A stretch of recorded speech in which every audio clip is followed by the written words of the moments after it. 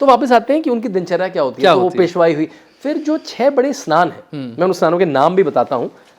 वो 6 बड़े स्नान हैं, उसमें से 3 शुरुआत के 2 दिन में 2 स्नान तो हो जाएंगे। हाँ, 13 और 14 13 को है पौष पूर्णिमा और 14 को है मकर संक्रांति, बड़े स्नान है।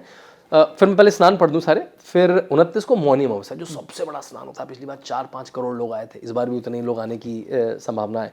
फिर बसंत पंचमी, जो मेरे ख्याल से 3 को पड़ रही है, माघी पूर्णिमा जो शायद 10 को पड़ रही है, और फिर महाशिवरात्रि जो 26 को पड़ रही है। माघी पूर्णिमा शायद 12 को है, हाँ? तो ये जो 3 शाही स्नान और 3 और मुख्य स्नान, ये देखने जैसे हैं। मुश्किल है थोड़ा, सुबह सुबह 3-4 बजे उठना पड़ता है। इसमें सारे अखाड़ों की एक तरह से कितने वो साइज़ में बढ़े, उसके हिसाब से उनका नंबर लगता है। सारे साधु उस मतलब वो चिलचिलाती ठंड में, जब नदी के पास कोहरा छा रखा है, जब आप 3 टोपी ऊपर 3 टोपी नीचे, इनर ये जैकेट जूकेट डाल के वहाँ खड़े हैं, ये साधु केवल लंगोट में बस मल के भागते हुए आते हैं अपने त्रिशूल डमरू लेके, और उस नदी में कूद जाते हैं, हर हर महादेव करते हुए। अरे मतलब वो दृश्य मैंने तो एक बार देखा था, मतलब आपको लगेगा कि कैसे हो सकता है। और दुनिया के फोटोग्राफर खच खच खच खच, उनके लिए जो आप फोटो देखते हैं ना कि वो उनकी जटाओं से पानी आ रहा है, वो सारे सुबह सुबह के दृश्य होते हैं इन शाही स्नानों के। तो उनके लिए देखिए, जब गृहस्थों के लिए वो विलक्षण समय जब अमृत गिरा था, वो इतना इंपॉर्टेंट है, तो साधु समाज जिसका जीवन ही भगवान की पूजा में, उपासना में, उसके लिए तो बिल्कुल वो मतलब जैसे कहते हैं ना कि कैसे छोड़ सकता हूँ मैं, तो वो स्नान देखने वाला होता है। तो और सरकार की तरफ से अब क्या हो गया, बहुत सारे पंडाल लगे होते हैं जिसमें कार्यक्रम चल रहे होते हैं। कहीं पे कथक चल रहा होगा, कहीं पे बिहू नृत्य चल रहा होगा, कहीं पे भरतनाट्यम चल रहा होगा, महाभारत का मंचन चल रहा है, रामायण का मंचन चल रहा है, पुराणों की कथाओं के मंचन चल रहे हैं। ऐसे बड़े बड़े मंचन लगे हैं। जितने धार्मिक पंडाल हैं, जैसे परमार्थ निकेतन का, जूना अखाड़े का, उसमें भी बहुत सारे कार्यक्रम चल रहे हैं, बहुत सारे वक्ता आ रहे हैं। मतलब आप अपनी आंखों से कैप्चर ही नहीं कर सकते, इतना बड़ा है। मतलब वो जो कुंभ मेला सिटी है, वो अलग से एक सिटी बन जाती है। उसका एक डीएम होता है, उसका एक एसपी होता है अलग से। प्रयाग का अलग होता है डीएम, प्रयाग का डीएम एसपी प्रयाग देखता है। टेम्परेरीली एक जिला बना दिया गया, एक जिला बना दिया जाता है। और अब क्यों ना बनाया जाए, प्रयाग की पॉपुलेशन होगी 60-70 लाख, कुंभ में आ जाते हैं 50-40 करोड़ लोग। On A given day 1-1.5 crore लोग होते हैं। मतलब ये तो आते जाते रहते हैं। ऑन ए गिवन डे तो 1 करोड़ की तो मतलब दिल्ली की पॉपुलेशन है पूरी 2 करोड़। उतने मॉर्निंग अवर्स में 4 करोड़ उस जगह पे आ जाएंगे जिस शहर की पॉपुलेशन 60-70 लाख है। तो ये पूरी व्यवस्था है। और मेरे ख्याल से देखिए, आज से हज़ारों साल पहले लोगों के आने की परिपाटी है ना। आज तो योगी बाबा ने आपको एयरपोर्ट दे दिया है ना, मोदी जी ने अलग ट्रेनें दे दी आपको, अच्छे हाईवे बना दिए, पूरी जानकारी है आपके पास, टेंट सिटी है, अलाना है, फलाना है। अगर अब आप नहीं गए तो मतलब वो तो दुर्भाग्य होगा, फिर वो तो दुर्भाग्य होगा ना जाना। इतनी बड़ी संख्या में जब लोग आते हैं तो उनको मैनेज करना ये कितना मुश्किल काम होता है, क्योंकि 40 करोड़ तो दुनिया के कई सारे देशों की आबादी भी नहीं है। कई सारे होंगे क्या, उत्तर प्रदेश की जनसंख्या 24 करोड़ है, तो वो दुनिया का अगर एक कंट्री बन जाए तो 5वां सबसे बड़ा, और उससे ज्यादा आबादी एक छोटे से इलाके में आ जाएगी। मतलब उत्तर प्रदेश की आबादी से ज्यादा आबादी आ जाएगी। ये कैसे मैनेज हो सकता है? ये कैसे मैनेज होता है? देखिए सच में, मतलब हार्वर्ड ने, लंदन स्कूल ऑफ इकोनॉमिक्स में, IIM अहमदाबाद ने, इस बार IIT कानपुर ने, सबने इस पर स्टडी करी है, बड़ी बड़ी रिपोर्ट जारी करी है। और ये केस स्टडीज़ हैं बड़े बड़े स्कूलों में, कैसे मैनेज होती है, कैसे ये लोग आते हैं बिना इन्विटेशन के, क्या इसकी एस्ट्रोलॉजी है। तो देखिए इसमें क्या होता है, सबसे पहले तो योगी सरकार ने सबसे अच्छा काम क्या करा, जब ये आए 2019 में, बेस्ट ऑफिसर को वहाँ लगा दिया। आशीष गोयल को बुलाया, कमिश्नर बना दिया। विजय किरण आनंद को बनाया, कुंभ मेला अधिकारी बना दिया। और विजय किरण आनंद जो 2019 के कुंभ मेला अधिकारी थे, उन्होंने शिक्षा में बहुत सुंदर काम किया है। बेसिक शिक्षा में, स्कूली शिक्षा में वो एजुकेशन के डायरेक्टर थे। उनसे कहा कि भाई शिक्षा विभाग के भाई 1 साल के लिए दे दीजिए, तो उनको वहाँ से मूव करके फिर कुंभ मेला में ले आए। तो जिस व्यक्ति ने 2019 को मैनेज करा था, उसको फिर वापस ले आए, क्योंकि उनको सारी प्रोसेस पता है। तो उसमें देखिए, इसमें सबसे इंपॉर्टेंट है स्नान। हर व्यक्ति कहाँ की तरफ बढ़ रहा है।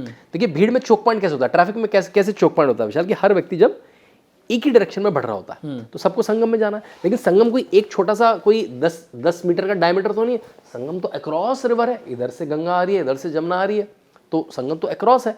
तो क्या करा, घाट को बहुत दूर तक विस्तृत कर दिया।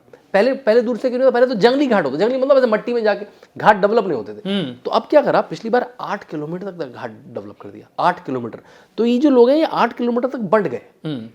अगर मैं 1 किलोमीटर में उतनी भीड़ डाल दूं और उतनी भीड़ में 8 किलोमीटर में डाल दूं, इस बार वो 8 से 12 किलोमीटर कर दिया गया है वो।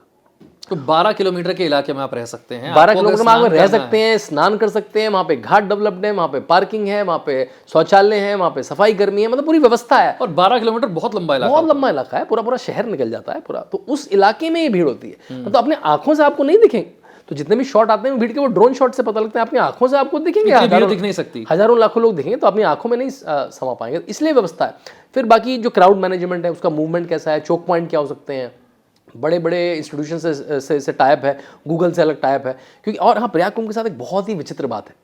प्रयाग कुंभ के साथ विचित्र बात यह है कि प्रयाग कुंभ में नदी कौन सा घाट इस बार छोड़ेगी, ये 4-5 महीने पहले तक भी पता नहीं होता है। तो गूगल में जो आज रिवर दिखा रहा है, वहां आपका टेंट होगा, आपको तो ये तो रिवर में है, लेकिन उसने घाट कभी इधर छोड़ती है, मतलब नदी एक अपना किनारा छोड़ती है हर बार, वो एक अक्टूबर-नवंबर में जाके अक्टूबर तक पता चलता है। तो आपको 3-4 महीने में सारा काम करना। ऐसा हरिद्वार, उज्जैन और नासिक में नहीं, वहां पक्के घाट है, पता है ये जगह है, यहाँ पे कैंप लगने, वो जगह निर्धारित है। प्रयाग में ऐसा नहीं है, प्रयाग की नदी ऑलमोस्ट बहुत विशाल है, वहाँ पे नदी का जो स्तर है, और एक मतलब आपको समुद्रीय फीलिंग आती है कि समुद्र है बहुत बड़ा, तो उसमें टेंट, तो आपको समय बहुत कम मिलता है ये करने का। लेकिन इसको विस्तार करना, इसको ब्रिजेस बनाना कि लोग जा कैसे पाए, पैंटून ब्रिजेस बोलते हैं, वो बड़े बड़े बड़े इस तरह के, वो आर्मी से ली गई है ये प्रथा पूरी, पैंटून ब्रिजेस होते हैं। और जहाँ पे नदी ने घाट छोड़ा है वो थोड़ी सी पोली सी मिट्टी होगी, क्योंकि अब तक पानी था वहां पर, तो उसमें आयरन की शीट्स बिछाई होती पूरे में। कैन यू इमेजिन, मतलब किलोमीटर आयरन की शीट लाके स्क्रू अप कर दे, तो आप चलेंगे तो आप देखेंगे आयरन की शीट्स पे चल रहे हैं आप, क्योंकि आयरन की शीट्स क्या होंगी, वो धंस भी जाएंगी तो फिर उठ के आ जाएंगी ऊपर, जैसे थोड़े से सूखेंगे फिर उठ के आ जाएंगी, नहीं तो आप जिससे मट्टी में धंस ना जाए। तो बहुत सुंदर, मतलब आप चलेंगे कैसे, आप पार्क कहाँ करेंगे, आपकी गाड़ी कैसे पार्क होगी, आप घुसेंगे कैसे, फ्लाइट से कैसे आएंगे, आप ट्रेन से कैसे आएंगे, ट्रेन में कितने लोग किस दिन आ रहे हैं, वो इतना सुंदर मैनेज है। अलग अलग बेस्ट ऑफ द संस्थाओं को लिया गया। जैसे कुंभ की वेबसाइट है kumbh.gov.in, हर व्यक्ति को उसमें जाए। बल्कि कल पता लगा, थोड़ी देर वेबसाइट डाउन थी, मैंने टीम से किसी में अधिकारी से पता करा कि चाइना और पाकिस्तान से अटैक हो रहे हैं उस वेबसाइट पर, क्योंकि भाई उनके लिए तो ये विरोधी खेमा हो गया ना कुंभ, तो भाई इसमें इतने सारे सनातनी इकट्ठे हो रहे हैं, वो तो विरोधी खेमा हो गया। उसको इतनी सुंदर वेबसाइट है, उसमें आपको ट्रैवल एंड स्टे कहाँ पे करना है, उसकी हिस्ट्री क्या है, और क्या क्या कार्यक्रम हो रहे हैं। छोटे छोटे एंटरप्रेन्योर्स ने क्या शुरू कर दिया प्रयाग के, अखाड़ा वॉक, उसके वो 500 रुपये 1000 रुपये ले रहा है। कितनी सुंदर चीज़ है। वहाँ के जो लोकल लड़के हैं प्रयाग के, अखाड़ा वॉक, नागा साधु वॉक, मंदिर वॉक, स्नान, है ना, तो वो भी चल रहा है।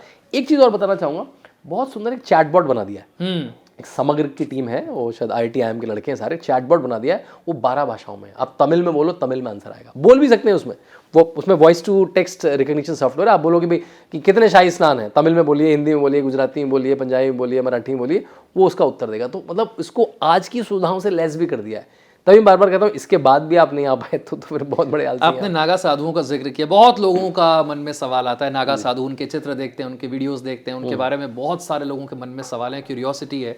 मुझे लगता है अच्छी बात है कि क्यूरियोसिटी है, क्यूरियोसिटी होगी तो आप महाकुंभ के बारे में पता करेंगे, साधुओं के बारे में पता करेंगे। थोड़ा सा नागा साधुओं के बारे में बताइए। देखिए, जूना अखाड़ा जो बड़ा अखाड़ा है, उसमें और उसमें नागा साधु होते हैं, बहुत सारी किताबें नागा साधुओं के बारे में। देखिए, साधु के जीवन में जो कुछ एलिमेंट्स हैं वो क्या है, वो सांसारिक जीवन को छोड़ के आया है, वो उसके मोह माया को छोड़ के आया है, वो अपने शरीर से मोह नहीं है। तो शरीर से मोह नहीं है तो हम उसको कष्ट देगा और उसी में रहेगा। हम लोग क्या है, सुबह सुबह अपनी रज़ाई, अपना हीटर, अपना गर्मी में AC, वो उन सुविधाओं से दूर रहेगा, वो अपने आप, तो वो अपना वस्त्र भी त्याग कर देगा। तो आपको जितने नागा साधु दिखेंगे वो केवल लंगोट में दिखेंगे, वो भस्म को, वो आदिनाथ शिवा की तरह भस्म को धारण करेगा।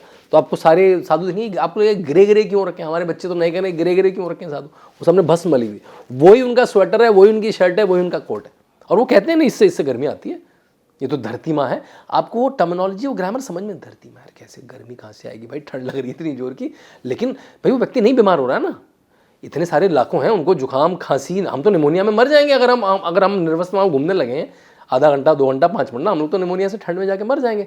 तो यानी उनका तप है, उनका वो तप है, उनकी अपनी साधना है, अलग अलग नागा साधुओं की। बल्कि कहा भी जाता है उनके बारे में बहुत चर्चा भी नहीं करनी चाहिए, अगर आपको उसका बिल्कुल पराकाष्ठा से नहीं पता है, उसके बारे में चर्चा भी नहीं करनी चाहिए।